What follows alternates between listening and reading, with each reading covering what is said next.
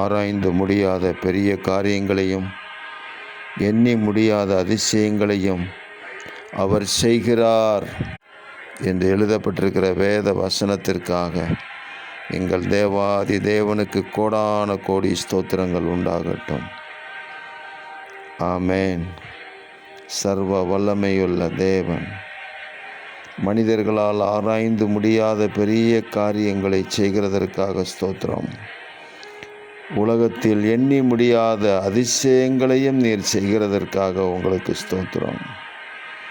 இந்த நாளில் இந்த ஜெபத்தை கேட்கிற உங்கள் பிள்ளைகளுடைய வாழ்க்கையில் இதுவரைக்கும் பெற்றிராத நன்மைகள், சுகங்கள், விடுதலை, ஜெயம், சமாதானம், சந்தோஷம் ஆண்டவராகிய இயேசு கிறிஸ்துவின் நாமத்தில் இப்பொழுது உண்டாகட்டும்.